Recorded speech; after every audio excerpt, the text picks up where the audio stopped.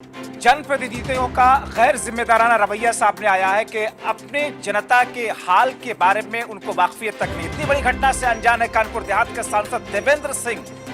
विधायक विनोद कुमार कटियार ने भी मामले से पल्ला झाड़ लिया। जाहिर तौर पर एक सांसद, एक विधायक जो अपने चुनावी क्षेत्र में ऐसी बड़ी घटनाओं को लेकर के ऐसे मौके जब आते हैं तो उनके घर पहुंचते इस पूरे मामले में मदद करने की बात करते हैं और कदम से कदम मिला करके मदद करने की न सिर्फ बात करते हैं बल्कि मदद करते हैं। लेकिन हैरानगी है इस बात पर कि ना विधायक जी को इस घटना के बारे में जानकारी है और ना ही सांसद महोदय को। ऐसे में आप समझ सकते हैं कि जो रहनुमा है, जो कायद हैं, इलाके के जो लीडर हैं, वो कितना लापरवाह बने हुए हैं अपने चुनावी क्षेत्र, अपने इलाके के जनता के प्रति।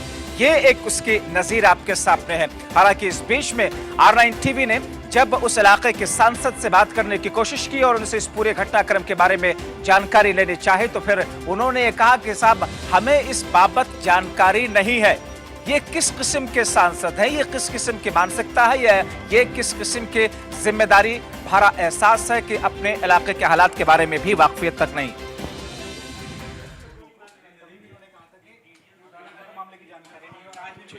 और हद तो यह है कि आज से कुछ दिन पहले जब इस गुमशुदगी या फिर अपहरणकर्ताओं के जरिए अपहरण के बाद में R9 टीवी ने इन महोदय से, विधायक जी से और सांसद जी से बात की थी, उस वक्त भी उनको जानकारी नहीं थी। लेकिन इतने दिन बीत जाने के बावजूद आज भी उनको इस घटना के बारे में जानकारी नहीं है। अब सवाल यह है कि ऐसे में एक तरफ जहां पर जो जनप्रतिनिधि हैं वो इस पूरे मामले से पल्ला झाड़ रहे हैं, तो दूसरी तरफ जिनके कंधों पर कानून व्यवस्था को लेकर के जनता को तहफ्फुज़ देने की जिम्मेदारी होती है, सुरक्षा व्यवस्था की जिम्मेदारी, वो अपना अलग ही झुंझुना 10 दिनों तक बजाते रहे तफ्तीश का। लेकिन तफ्तीश के नाम पर उनके हाथ कोई चीज नहीं लग सकी, कोई सुराग इन 10 दिनों के भीतर पुलिस के पास में, पुलिस के हाथ नहीं लगा।